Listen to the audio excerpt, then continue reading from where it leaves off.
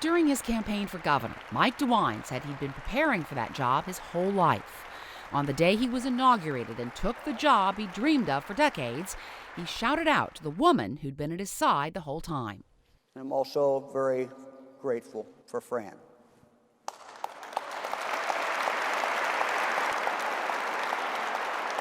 Anyone who knows us knows that I would not be governor if it wasn't for Fran. Fran Strewing met Mike DeWine in first grade. They had their first date in sixth grade. By his first campaign for office, they'd been married nearly a decade and had 4 kids. And finally, after his second run at becoming governor, Fran DeWine is his first lady.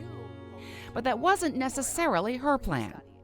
I was a home ec major, and I was going to be a home economist. And I love cooking and sewing and children, and that's still what I love. And Mike loved history and government, and he was going to be a social studies comprehensive teacher. So when I married him, I thought I was marrying a school teacher. But then he tried law school and loved it. Then he got hired by a lawyer who became Greene County prosecutor. But controversy erupted when DeWine and 2 other assistant prosecutors resigned, saying the boss bugged their phones. In 1976, Mike DeWine ran for prosecutor and won, and a political career was born. And so was Fran's career as a political spouse.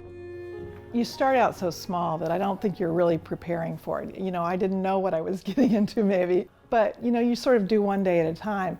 When he first ran, I looked at it in terms of my family and, what we could do. What she did was launch an old-fashioned charm offensive.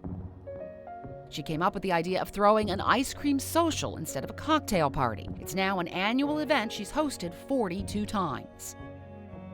And she had an idea to replace the usual campaign flyers. I did my first one in 1980. After that first campaign, we had done a lot of door-to-door, and I really didn't like doing door-to-door because I was pretty shy, and I didn't like knocking on people's doors at dinner time when they didn't really want to answer the door.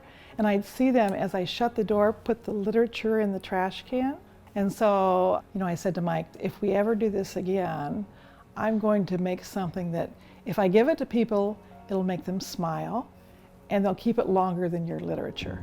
And so I started writing out my favorite recipes. I went through all my recipes that had, the little spots on them because you make them all the time. I tried to type them up and they didn't look very good. And my friend said, you have nice printing. Why don't you just handwrite them, let your kids do the illustrations, put a border around them.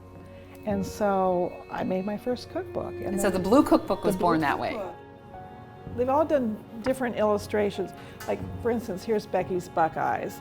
And this is her original illustration. Made some Buckeyes, turned my back for a second, and they're gone, So that's the way it is with so Buckeyes. That's just the way it is with it, And then I passed those out everywhere I went. I passed them out door to door. I passed them out at the fair. And it sort of became my trademark. It was a lot more fun to give people something that they wanted. And since that first campaign, the First Lady has been among the first people Mike DeWine turns to. Fran held a stack of 9 family Bibles when he was sworn in as governor at midnight in their home by their son, Ohio Supreme Court Justice Pat DeWine.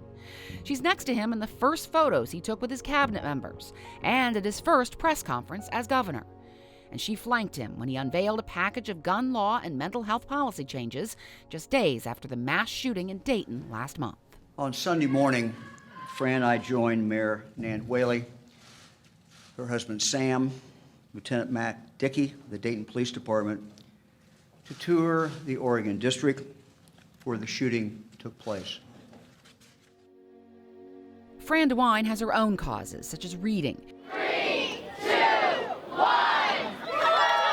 She cut the ribbon at a recent library opening and pushed for Ohio to join the Dolly Parton Imagination Library, which sends a book a month to kids from birth till their 5th birthdays. These are the ones that are at the Dolly Parton Library. Okay. This is the last one they get. Look out, kindergarten, here I come. Our little grandson who just got his last one, got this in the mail. The new state budget includes $5 million toward that. And there's cooking and teaching kids about it at the Ohio State Fair. But arguably, no other First Lady of Ohio has had as prominent a role in her husband's public appearances. And that could be a problem for some politicians. But Fran DeWine downplays her role as anything beyond informal counselor. I want to ask you about your relationship with the governor, not Mike DeWine, but the governor. You're a key advisor to the governor, and it seems like your fingerprints are on a lot of things that he does with regard to children and that sort of thing. I'm not a policy advisor, and we don't really talk policy, but we talk about kids. We talk about things that are important to both of us all the time. And, you know, I do, if he says something that I don't agree with, I tell him what I think, you know. But I never sit down with him, okay, this is going to be the policy. I never do that. One person who knows for sure is Laurel Dawson. She was in charge of Mike DeWine's office when he was a congressman from Western Ohio, then a U.S. senator. It was one of his first big announcements that he had lured her back into government work to be his chief of staff one more time. I think Mike and Fran are a true partnership. And so I don't pretend to know what's in his head. But I think that as a partnership, they have learned to support one another in everything they do. This was a bet that the senators from Ohio had with the senators from Florida, and the payoff was Fran DeWine's Buckeyes. Dawson has been with Mike DeWine since 1982. Before he hired her to run his campaign for Congress, she says she had to pass the Fran test. She did, and has been involved in nearly every campaign since. And she has the quilt to prove it, courtesy of Fran. It is a compilation of all of the T-shirts that we had in the DeWine campaigns when I worked with them. And so this is what you got out of a night of Fran DeWine being hardworking and knowing what she wanted to do and executing on it. It's a great testament to our friendship, and I love it. Dawson says Fran DeWine is one of the smartest and most capable women she's ever met. She talks about Fran house hunting in winter in Washington, D.C. with a van full of kids while her husband worked through a late lame duck session dealing with one of their pet causes, drunk driving.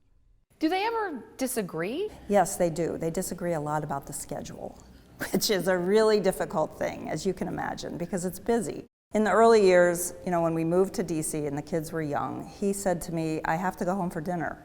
And that was, I think, a Fran's rule, that he had to go home for dinner, and he did. And so the schedule has always been something that is a tug and pull. That schedule lives in two locations, their house in Cedarville, where they often spend weekends, and the governor's residence 4 miles from the State House. There are repairs to be done on the nearly century-old residence, and there's work to be done behind it in the Heritage Garden, the pride of several previous First Ladies, where some of the DeWine's 24 grandkids enjoy feeding the turtles when they stay over. So his name is Spike. Sometimes you'll see him around here. Kids and grandkids are a big part of Fran DeWine's life and her husband's agenda. You can't raise 8 children together without thinking about things that affect children, you know, and all children, and your kids are the lucky ones, and what about the ones that aren't, you know? So it's just something that we live every day.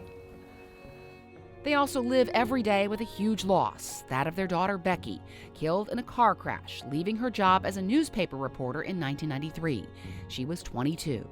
They honored her memory by establishing a school named for her in Haiti. Each year, including this one, the DeWines were with the school's graduates at its commencement ceremony. And Becky was with her family at her father's inauguration ceremony through her mother's work. A stole worn by family friend Father Tom Hagen was made of Becky's clothes by Fran. All but 2 of the DeWines' 24 grandchildren were at the inauguration. One was away at college, another was born 2 days later. Fran has stood alongside Mike DeWine, from Greene County prosecutor through the U.S. House and Senate, and now finally to governor. And as her children and now grandchildren begin and flourish in careers of their own, an organic farmer, an inner-city school teacher, and a reporter among them, it may be too soon to reflect on a legacy until you see that politics is starting to become a family business.